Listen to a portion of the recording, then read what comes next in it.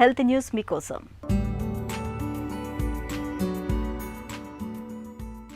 పుట్టుకతోటి వచ్చిన పాలపళ్ళు ఊడిపోవటం, ఆపై శాశ్వత దంతాలు రావటం మనకు తెలిసిందే. ఆహారాన్ని నమలడంలో ఈ శాశ్వత దంతాలే మనకు వృద్ధాప్యం వరకు ఉపయోగపడతాయి. వయసు పైబడటం కారణంగా దంతాలు ఊడిపోయినప్పుడు లేదా ప్రమాదాల వల్ల దంతాల్ని పోగొట్టుకున్నప్పుడు మాత్రం కృత్రిమ దంతాలు లేదా ఖరీదైన డెంటల్ ఇంప్లాంట్స్ పైనే ఆధారపడాలి. సహజ దంతాలతో పోలిస్తే వీటితో ఎప్పుడూ అప్రమత్తంగానే ఉండాలి. అయితే ఇకపై ఇలాంటి ఇబ్బందులేవీ ఉండవని చెబుతోంది జపాన్కు చెందిన ఒక తాజా పరిశోధన. పాలపళ్ళు, శాశ్వత దంతాలు వచ్చినట్టుగానే చిన్న ఇంజెక్షన్ సాయంతో మూడోసారి సైతం దంతాల్ని మొలిపించవచ్చని జపాన్ పరిశోధకులు పేర్కొంటున్నారు.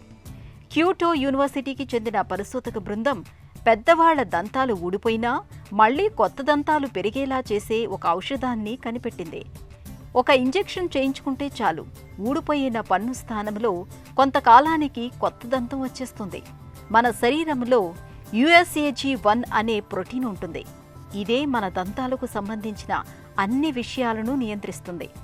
ఇదే ప్రోటీన్ పెద్దవాళ్లలో దంతాలు ఊడిపోతే తిరిగి రానివ్వకుండా అడ్డుకుంటుంది.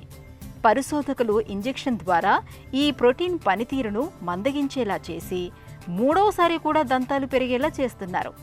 ప్రమాదాలు, వ్యాధుల కారణంగా దంతాలు కోల్పోయిన వారికి ఈ ఆవిష్కరణ నిజంగానే ఒక వరమని పరిశోధకులు చెబుతున్నారు.